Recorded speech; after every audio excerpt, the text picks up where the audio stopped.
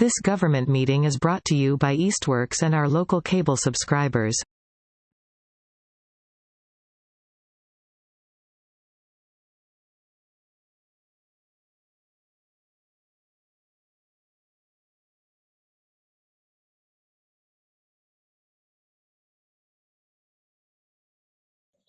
With that, I will call to order this meeting of the Easthampton Planning Board for Tuesday, September 16th, 2025. We are all listening and we are recording.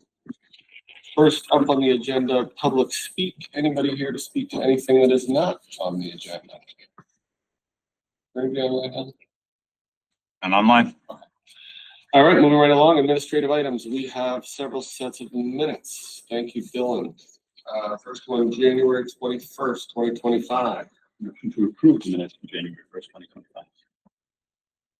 2025. Second that. All right, voting to approve January 21st, 2025. All those in favor? Aye.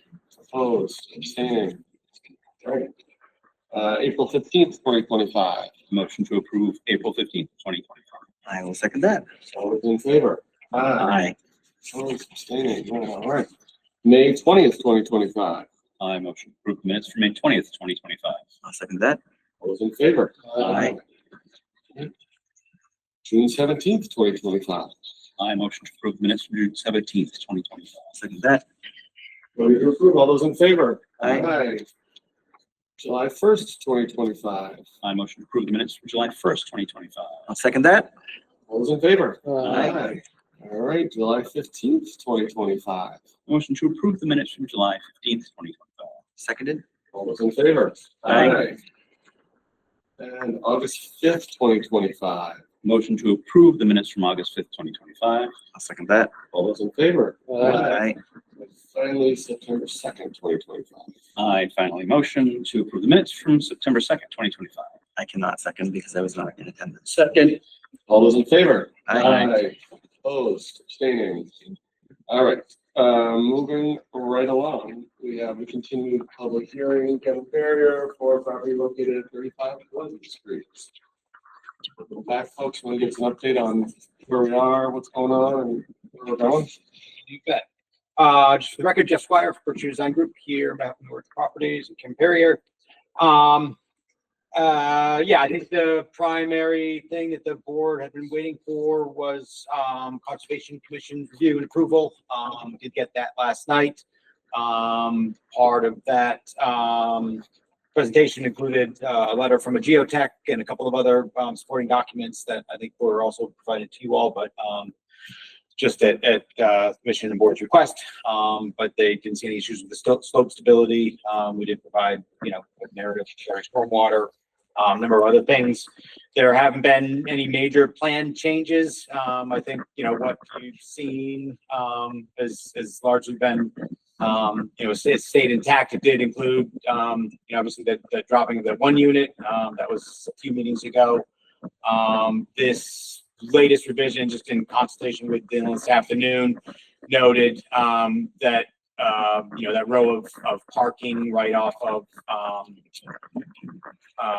right over Pleasant Street, so dividing that up with an island to break up that expanse of spaces there. But otherwise, I think these are largely the same plans that you've seen at the previous meeting. So I think it's mostly just waiting for those items. I know there were a number of conditions and coordination items between Conservation Commission to make sure they end up in the HOA and a couple of other things, mostly for bookkeeping. But I don't think, from a plan perspective, things have changed substantially. So, Okay. I understand we have somebody from the Conservation Commission to speak with us. Thank you. Hello, my name is Ava. I'm the conservation agent, and it's a pleasure to meet all of you. I figured this was our first kind of large project we were reviewing simultaneously, the Conservation Commission. So it's nice to get to meet you, and thank you all for your work and your service for the city. Welcome. Thank you. Thank you. So as Jeff said, the Conservation Commission did issue an order of conditions last night for 1510334, which is our code for that. That's the Mass DEP file number for this project. And that order of conditions includes Well, I guess I'll just start by saying the final thing that the Conservation Commission was waiting for was confirmation that the infiltration systems, the dry wells that they're now called, would not impede the stability of the slope. And so the dry wells at the time, as referred to in a letter that Jeff Squire submitted, as well as a separate geotech letter of opinion from GZA Environmental, all of the dry wells are now 50 feet from the slope, which is more substantial than they were at earlier versions of the plan. And that geotech letter of opinion and Jeff's letter where he describes, he compares a few other states in our region's setback guidance. 50 feet is kind of a key number there. So the Conservation Commission, between those two additional pieces of information, felt comfortable saying that these infiltration BMPs would not impede the stability of the slope. And just to be clear, like that is the only piece that the Conservation Commission is able to analyze under our jurisdiction with regards to the stability of the slope, is really about whether the infiltration features would destroy or would potentially weaken the slope. So I think that's just an important clarification to make. A couple of other conditions that are relevant to you that Dylan and I discussed. Should I take those now, Dylan, or? However you want to do it. Okay, all right. So just a couple elements that we'd like in the homeowners association bylaw that are relevant to conservation. Specifically the slope, right? The slope is our resource area here. It's the riverfront area of the Manhan, which is a cold water fishery. Also, the majority of the slope is a priority habitat for state listed endangered species. And prohibiting any dumping down the slope. We'd love it added to the safety caution signs you folks had discussed having, just a no dumping common practice, right? For homeowners to dump yard waste down the slope. It's out of sight, out of mind, but we'd love them not to do that in this circumstance. And I think you all shared our concern about really making it clear to the homeowners association that if they're going to repave, when they're going to repave, they have to repave the porous asphalt, because the system just doesn't work if they don't. And the Conservation Commission is including in our order of conditions, has included an annual reporting out of the operations and maintenance tasks performed. So that's really getting at the vacuuming of the porous asphalt. We'd like an annual report by the end of each calendar year, basically certifying from either the homeowners association or their designated contractor that happened. And then we'll track that at the Conservation Commission level.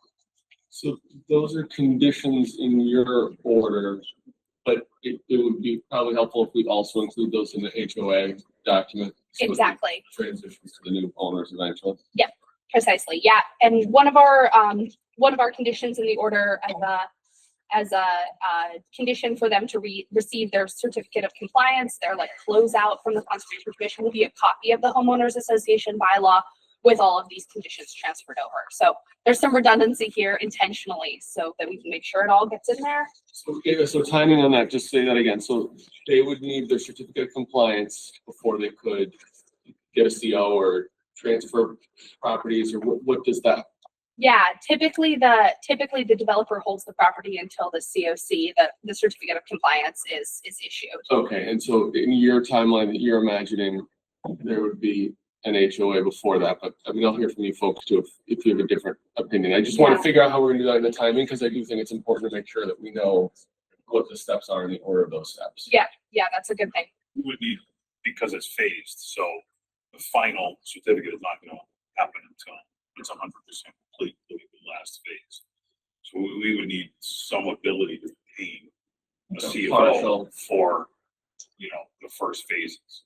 The first phase is going to be just the units that you're looking at on the left side. It's 10 units. Right. The school and things will still be packed before that's even, hopefully those are sold before it's done in this phase. So we need some ability to obtain a CO. But you're gonna have to have an HOA in place before you do anything on any of those units anyways, right? The HOA wouldn't be the problem. It would be the certificate of compliance with conservation, because I won't be able to obtain that because everything won't be, road won't be complete, the stormwater systems won't be complete. It's pretty capital phases. So I wouldn't make your CFO contingent on a certificate of compliance. Yeah, no, I wasn't planning on doing that at all, but I Okay. don't know, I mean, I guess it's not really our problem, but will you be able to phase this while you're still waiting for a final certificate of compliance? As long as we obtain a C of O, as long as Yeah. the building inspector doesn't turn to say, well, conservation didn't issue you your certificate of Yeah. compliance, it's not a problem. Because, we've talked to the fire lines, and things will stop and extend those. So each building will be treated as its own entity. Yeah. We're pulling a permit basically for each building. Right, and so all we're looking at is we want to make sure you have an HOA that complies with whatever conditions we would approve before you get your first certificate of occupancy for anybody to be. Yeah, that's not a problem. Right, so that's the part I just want to make sure, because I think the Concom stuff might be a different process that's outside of our world, but I mean, I don't see anything in the draft decision, and we usually don't condition anything on getting a certificate of compliance from Concom before, because As long as it doesn't say certificate of occupancy can't be issued until you have a certificate of compliance. That's the only pieces that we'll have an HOA long before Right. anything. yeah, that's what I imagined. Okay, I think that makes sense. Okay, And it's an uncommon, we've seen that. I mean, we have developments where everyone's living and we don't have a COC yet. Right. Can I go back to the question, comment before I forget it? You had said that the slope had state listed endangered species on it. Mhm. Are there any time of year restrictions? Because there's going to be some restoration in some of that slope area. Are there any time of year restrictions that you've identified for construction so that for breeding and? So the restoration that the Conservation Commission is aware of is the restoration of the gully. Mhm. And I don't believe it will extend far enough to cross into the state listed endangered species area. Good, I just want to make sure there were no construction time frame windows we needed to Yeah. make sure that everyone was aware of for breeding. okay, and so, sorry. So one of the items you listed was an annual report, I think, that you're doing. Can you elaborate a little bit on what you expect to get out of that and what timing you expect for that report?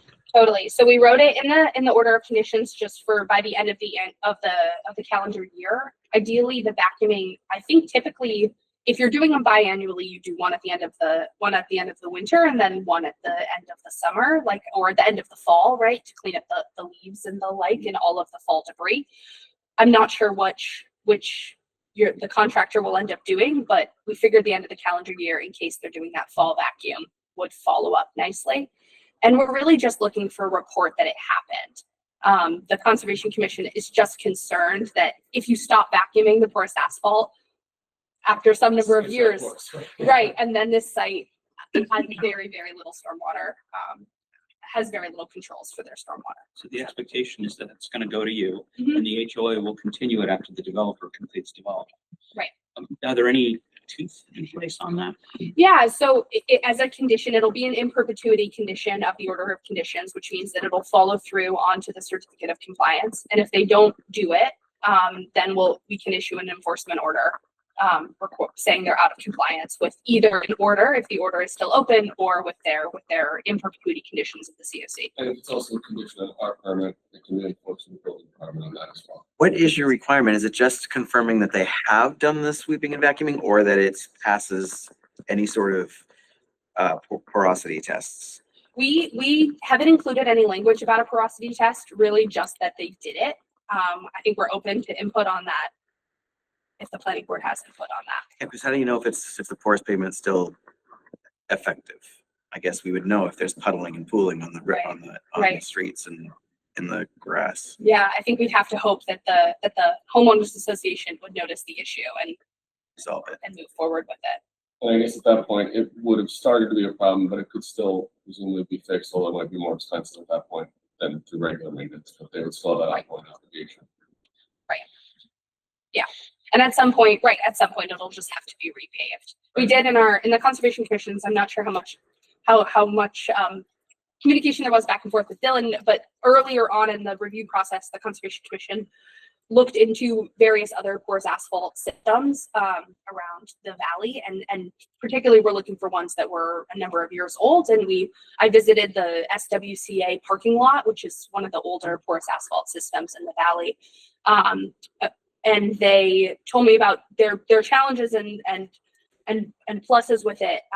And one thing that they described happening was that at one point, 10 years ago, some snow removal person poured sand on it, and that it really just hasn't been the same ever since, even though they vacuumed it immediately afterwards. So just a story there. Yeah. So one other thing you mentioned, when the Concom was looking at the slope analysis, we've sort of looked at two things, or talked about two things here. One is how the stormwater plan might impact that, and the other is there sort of a structural risk for the buildings as they approach the slope of the construction? You folks only looked at number one and not number two, right? That was sort of outside your scope. Exactly. Yep. Anything else we need to know?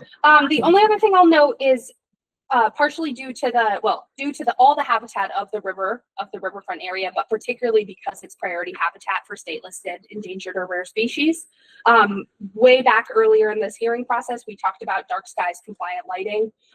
And so we are requiring it in our order of conditions only for the back sconces that face the riverfront area.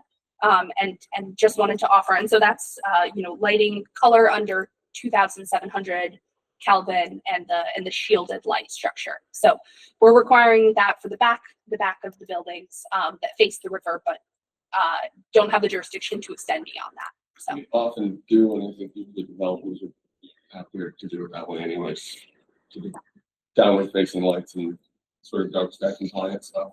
Currently, the rears of all the buildings are cans that Yeah. are pointing down, so just by nature, the sky lines are pointing straight down to be matched. And there's no light poles, right? There are no light poles. I mean, I would like to not have a blanket dark sky because we do plan to put coach lights on, just facing. Yeah. Yeah. Coach lights on the side, but we certainly don't have that facing the rear all the way up. All right, thank you. Amy. great, thank you.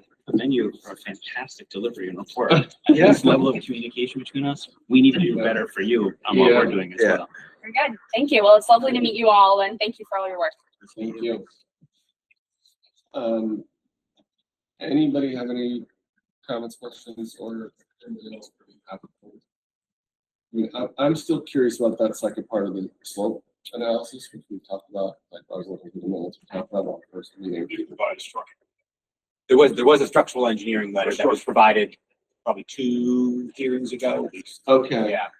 So there was, just in regards to compliance with the building code, structural, regulations pertaining to slopes and distances. There was a letter that was provided. Okay. Stamped letter, yeah, from And we eliminated the unit. And you pole. look at that, yeah, okay. Any comments or questions from the public? If anyone online would like to speak, go ahead, use the raise hand function. I will give you the ability to do so. Seeing any? Dylan, any comments from the planning department? No, just what I've given you all here. The only thing I know, we kind of go through all this here. Just let me know how it all looks. And I know the chimney splits is one I definitely got some opinion here from the board on how to word that condition. Well, I'm an engineer, I'm very specific. I think there's a question sort of procedure how the board wants to do this. If we don't have a full decision here, partially because we have basically incorporated. We can go through the conditions tonight and talk about that and make sure the applicant understands it and agrees and that we understand everything in there and then come back and vote. Next meeting where we go through the whole findings and everything, especially because we didn't really have time to read it before this. Does that make sense? And then if there are additional, the other thing, Dylan, that you had flagged was the underground utilities. Correct. I'd spoken with Jeff about that, and I don't know if you want to speak to that, Jeff. Yeah, we located on that last set of revisions, our last update, we did locate a couple of transformers, just assuming that they'll get pulled from the existing poles. Those will be underground services for those locations, but it's really going to be determined by the utility company when that service request is put in. There are a number of locations where service is available across that frontage. Everything beyond that will be underground to the units. We didn't bother to show all that underground conduit just because it was a mess of line work, but Okay. that will be certainly included in the construction. Okay. All right. So we do have numerous conditions here. Maybe we can just go through one and we can see where we are. So the first one is all exterior site in which we construct and maintain the following plans prepared by BDG and it lists all the plans. That's pretty standard. Second, prior to any site work, the applicant shall coordinate a pre-construction meeting to include at a minimum the city engineer and a representative from the planning board. The purpose of the meeting shall be to review construction state erosion control, stormwater controls, and compliance with special permit requirements. Also pretty typical. Prior to issuance of a final certificate of occupancy or the transfer of the property to the HOA, the applicant shall provide a stamped as-built plans of the stormwater system and coordinate a post-construction meeting to include at a minimum the city engineer and a representative from the planning board. The purpose of the meeting shall be for the applicant to demonstrate that the stormwater system is built in accordance with the plans and specifications. And speak up if anybody has any Why comments. just the stormwater? Why would it not be, Not be for all, but erosion controls and compliance with the current requirements. is it just erosion control? I mean, I guess it doesn't matter. I guess, I mean, do we care that the sewer is installed correctly? I know this is a pressure force main. I don't know if it matters. I'm wondering why just stormwater? Is it just because that's, you know, something that we've all been concerned about, or is? In a specific area that's under our jurisdiction to approve. This is both providing plans and a proposed construction. Yes. Yeah, I get it. So it's really because this is the most important, like, I guess. Well, issue, we have an right? ongoing obligation to comply with the special permit and everything else. Yeah. So whether they've checked that box at the meeting or we Yeah. find out a year later. Yeah, if the sewer's not working right, they'll know pretty quick. They'll Yeah. fix it. So. So, Bigger problem than us. Yep. Okay. Any substantial changes to the site design, building footprint, or building elevations as shown in the revised site plans dated August 26, 2025, to be determined by the building commissioner shall be reviewed by the planning board in a public meeting. Purpose of this public meeting will be to determine whether these changes necessitate the reopening of the public hearing for this project. So that's also standard. Within 18 months of the issuance of a certificate of occupancy for the first unit, the final paving shall be completed for the entire road. yeah. Is that a reasonable window? I don't know where that came from. That was pulled over from two That came eighty-two. over, Yeah, okay. just some of these ones. I mean, We can strike that entirely or modify it. The problem with that is the cross asphalt. So if this was traditional, I wouldn't have an issue with it. You know, bind your coat down, you can stay this. right. In perpetuity, it wouldn't be a big deal. But this is What are we trying to regulate? Yeah, exactly. I mean, I guess it's just that the road is actually going to be constructed, but the truth is that, again, that's It's all a condition phased. of the plan and they're gonna have to do it anyway. we are posting a bond for 400,000 for the road because the road is actually a drainage system. So if we Right. don't finish it, that's what. Yeah. I don't think we need that here. Is that right? So even if you don't finish it, you still have to finish the road? Yeah, Yes, because it's because the that's our stormwater. stormwater system. It's interesting. Why wouldn't you just want grass? It's just as better of a stormwater system. Well, the fear is because it wouldn't be that nothing was built. It was that half the units are built or 2/3 or whatever. And then I mean, that is the key part of the stormwater plan. It's kind of a weird. It As is. opposed to we decided to abandon the project, we come back to you and say, we want to stop the road here, plant grass everywhere. Right. Right, You want to modify the permit to do something else to accommodate half of the structure being Yeah, built. just make a giant rain garden. Okay, in the event that any exterior changes cannot be completed prior to the issuance of a certificate of occupancy, an alternative schedule shall be reviewed and approved by the board at a public meeting prior to the issuance of a temporary certificate of occupancy. I believe that's referencing the above condition. If I'm not mistaken. Yeah, I mean, they're bound by the schedule anyway, so I think if they wanted to change the schedule, they'd have to come back and modify it, so I don't think we need that as a condition. All plantings installed pursuant to LC 600 that die shall be replaced by the developer and or HOA with a similar species and size as originally required. I underlined the developer and or HOA because there's a timing thing here. And the HOA might see this language and come back later. And it's a question of who's responsible for it. I'm not sure that we really care who's responsible, but I bring it up where we're not really saying who pays. I'm kind of a little concerned that that would be an issue. A little. I'm just. Once, and Kevin, correct me if I'm wrong on this, but once the first unit is sold, there'll be an HOA in place, and essentially the developer is part of the HOA, right? We Well, essentially run the HOA until the you last get day, out. so. Right, and so I think once there is a single unit sold, the developer is part of the HOA. So I think that covers it. I think that's. Pursuant to sheet LC 400, stormwater basins are not to be used to control stormwater during construction until stabilization occurs. There should be no dumping of yard waste down the slope or elsewhere in the riverfront area. 10, signage shall be posted along the slope. I think it could be said as warning of the steep slope. Yeah, that's, And then 11 is signage shall be posted along the slope that states there shall be no dumping. just strike the word both. That, oh, along the slope warning of steep slope. So Yeah. maybe that- Slope that warns of the steep slope. Oh, get rid of that. Somewhere. Okay. Yes. All right, and then the signage about no dumping. Signage shall be posted at the entrances and exits of the roadway that states the use of porous asphalt. Or that states that the asphalt is porous or something like that, and that no sanding is to be used. You folks have any problem with that? I assume it's one more sign. I mean, it doesn't say the size, so we can put up a sign there. I mean, I think, you know, I think the days of using sand on a road are almost gone for everybody. So I think it's less of a concern as it was, you know, several years ago. It isn't part of our HOA. They're only hire company in place. Yeah, So I think just because of sort of, I mean, as we heard tonight, right, sort of the catastrophic risk of even one person doing it and they just show up in the middle of the night and drop sand, it's probably worth it to put the signs up. I think the real risk would be for the tenants themselves who may not know.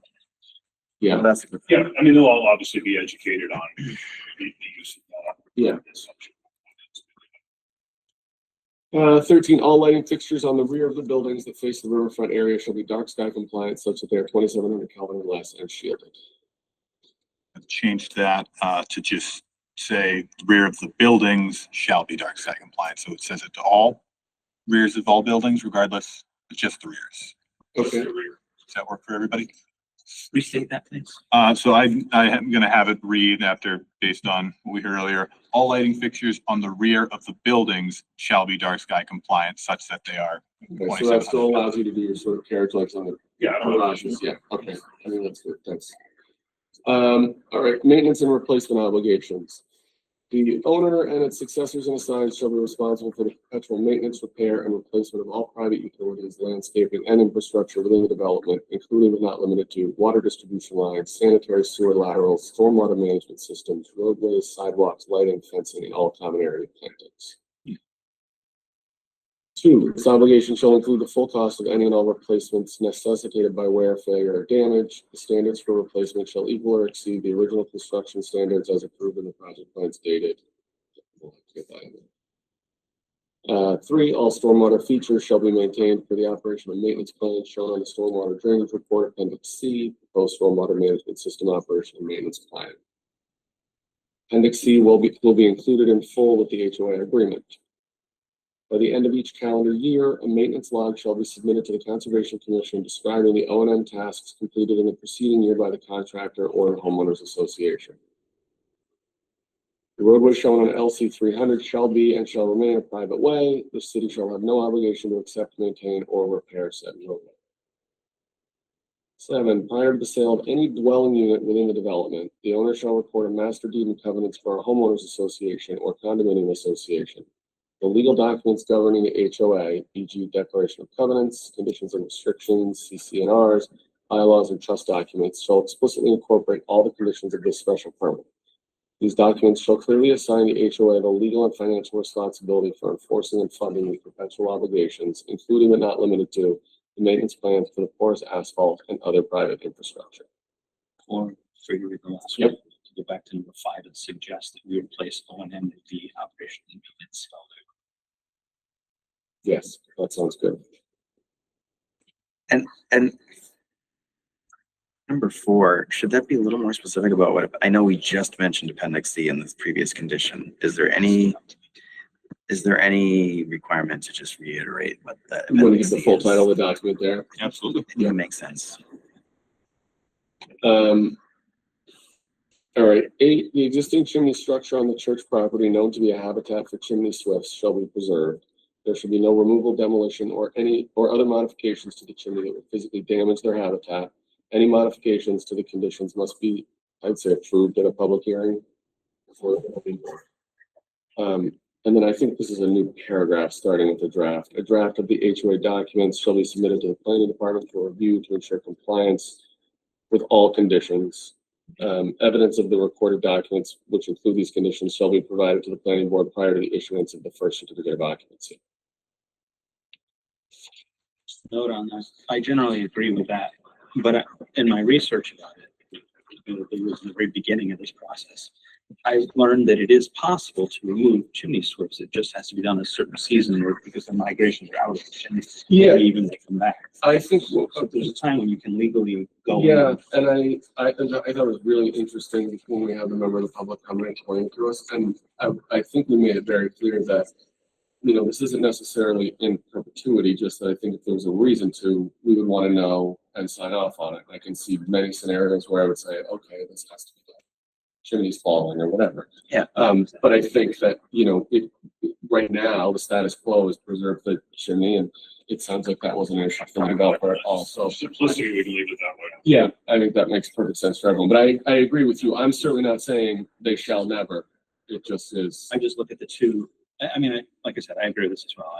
My concern here is there's two sentences. There shall be no removal, demolition, or other modification of the chimney that would physically damage their habitat. And then the next sentence, any modifications to this condition must be done in a public. So really, it's, there should be no, without prior approval at a public hearing by the planning board, something like that, Dylan? Got it. So remove that and then without prior approval. All right, I think that makes sense. So going back through the minutes, the only other things that we talked about that came up, I think we removed the city solicitor approving the HOA documents, which I think is fine because we're going to see it and it's going to have to meet conditions. But the other one we talked about, I don't know if it needs to be a condition, was the snow piles and the sight lines, because there was a lot of snow storage in their plan at the entrances. I don't know, and I think this is in both you, Chris, and James mentioned. I don't know if we feel like that needs to be a condition or if you're comfortable with common sense controlling. It's hard because it's probably not a zoning violation, so unless it's a condition, we probably can't send somebody out there to move it. But My concern was that the placement for snow that was delivered was a little bit limited. Right. Yeah, I don't, in that last plan set, I think I had revised that snow storage plan to remove the piles that were closest to the sidewalk and the Yes. front of the road. So there was a line across there, so I had taken. And that plan is incorporated into this as part of the conditions basically, so it is there. I just wanted to raise it because it was one thing that came up that didn't make it into our explicit condition. I could be convinced to go either way, but I just wanted to raise it. Your point is valid, that it still can be controlled without it having to be explicit. And I think that really should be a motivating factor for me, so I'm fine with being instructed, as long as we're still on the team. Yeah. Any other comments, questions, conditions, things that we're thinking about? I think that's it. All right, so When's our next date? yeah, then we'll do it. I mean, given the changes are minor, we're watching the construction season. We started this in May. And we're honestly a very difficult spot right now. We're barely making due to the size of the first building. Construction is we're in serious jeopardy of not breaking ground this year. That critical project. We don't have the bank made us through this anyway, given time. I think it's hard mostly because we have the based on the meeting, we have tonight that isn't right in there, and we just got this like when I first looked at it when I came here tonight. I think it's good for people to have a chance to look at it and just like at least think it over before we vote on it. I am very sympathetic. Yeah, I just worry. Even honestly, with knowing it's coming in 2 weeks, there's a good chance that it doesn't move forward. That's Yeah, the problem. I mean, honestly, we usually, when like this came in at the last minute, we probably would have gotten this in advance to the next meeting and done it on a normal timeline, and this ended up coming in a little bit earlier, but I just don't think we can vote with a partial. I mean, there's still some dates in there that need to be filled out. There's data that's missing from it, and you're right, we just saw this. But I understand the need for urgency. There is one option. It's to We're gonna meet next week. have it. I mean, I'm okay with next week. I cannot meet the following week on the 1st or whatever, the 30th, but I could meet next week, I'm available next week, the so 23rd. 23rd. I could do the 23rd. It puts pressure on you. Dylan, what do you have? Yeah, that works for me. Yeah, you're the one that has homework. The rest of us get to. This will, I can make it get it into the shape that if you folks all vote on it on Tuesday, I can have it filed with the city clerk on Wednesday morning. With a little luck, I I'll just don't get it appreciate moved. it. We don't, I understand. No, I mean, I think it's fair, and I think James' point is a good one too. Especially because the next meeting is 3 weeks away. So Because we don't meet the 30th. I will not be at our first October meeting. Allison will be here. That's where you folks will be discussing the ordinance. So All right, so that might work for a lot of reasons. Yeah. So it's Next week's date. 23rd? 23rd. Is that, are you hearing that work for you? No, that's okay, don't worry. You need a full. I think, yeah, well, we need 4 out of 5. It's a special permit. You need 4 out of 5. Well, so, yeah, so, and when you can't vote on this, so I guess this is a question for the applicant. We can meet next week, and there'll be 4 voting members, we'd all have to vote yes. Or we can meet in 3 weeks and have 5 of us, and you can have 1 of us vote no. The safer chances? Okay. So, yes, I guess the 23rd. I motion to continue the special permit for 35 Pleasant Street to the 24th.